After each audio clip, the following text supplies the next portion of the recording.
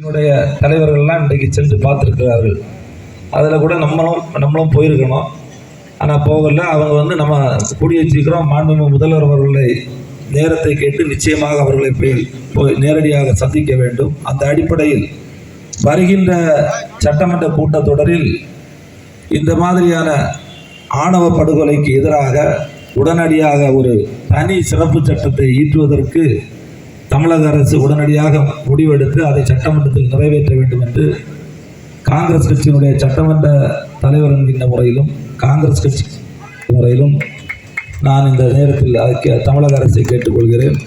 அத்தோடு இன்றைக்கு பல நீதிபதிகள் உயர்நீதிமன்றம், உச்சநீதிமன்றம், உயர்நீதிமன்றம் கூட 2016 என்று நினைக்கின்றேன். 2016 அன்னைக்கு இருந்த அரசாங்கம் இங்கே அப்படியே ஆணவ கொலையெல்லாம் நடக்கல, நீங்கள் லிஸ்ட்டு தாங்கன்னு சொன்னால் அன்னைக்கு இருந்த நீதிபதி ராமசுப்ரமணியம் அவர்கள் எத்தனை பேர் 47 பேருடைய பெயர் பட்டியலோட இவ்வளோ பேர் ஆணவ படுகொலையில் இறந்திருக்கின்றார்கள், மரணம் அடைந்த அந்த லிஸ்ட்டை கொடுத்தாரு. அதே மாதிரி காவல்துறைக்கு கட்டளைகளை அன்றைக்கு அறிவித்தார்கள். அந்த கட்டளையெல்லாம் காவல்துறை பின்பற்றினதே கிடையாது. இன்னைக்கு காவல்துறை எந்த அளவில் இருக்குன்னு எல்லாருக்கும் தெரியும். அன்றைக்கு 2016 ஆண்டு உயர்நீதிமன்றம் கண்டித்தது. 2018 ஆண்டு உச்ச நீதிமன்றம் ஒரு வழிகாட்டுதல் நெறிமுறை அறிவித்தது. அதையும் மாநில அரசு கடைபிடிக்கவில்லை.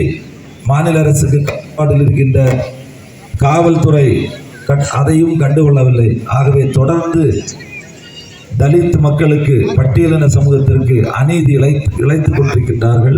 ஆகவே இதையெல்லாம் தடுப்பதற்கு முழுமையாக கடலூரில் இது மாதிரி நடந்திருக்கு. இப்படி பல இடங்களில் அந்த ஆணவ கொலைகள் நடந்தது. பிரிஸ்டேஜ், அதாவது குடும்பம் தனக்கு நான் பெருசா நீ பெருசான்னு பார்க்குறது.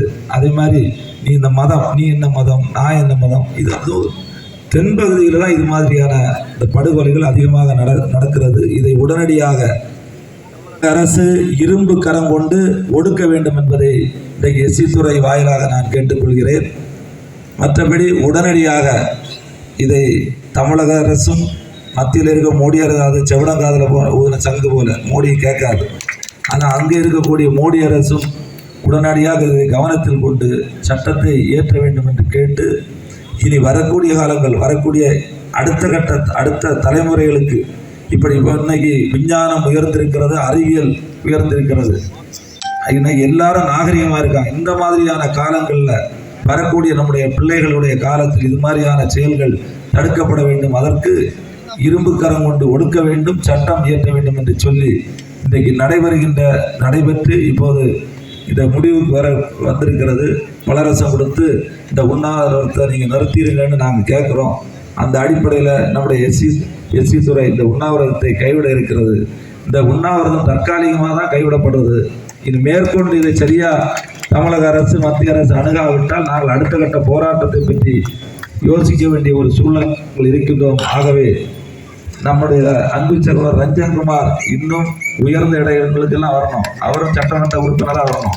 இன்னொரு மாதிரி சட்டமன்ற உறுப்பினர், ஏன்னா இவர் ஒரு போராளி.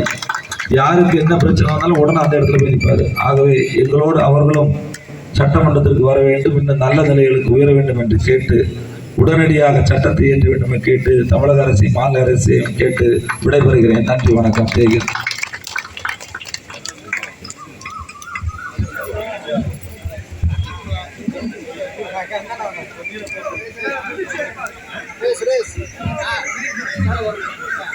இப்பொழுது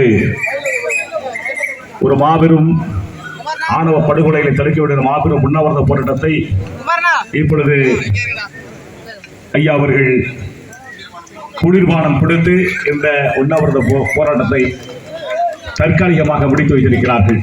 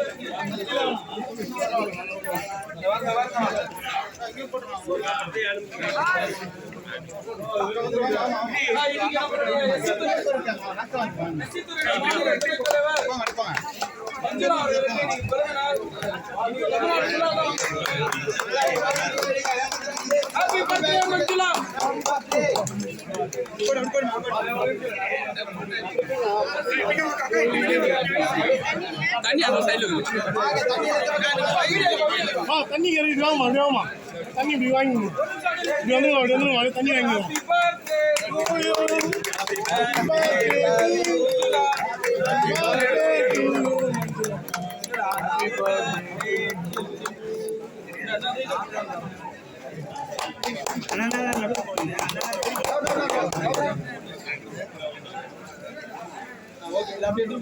பாருங்க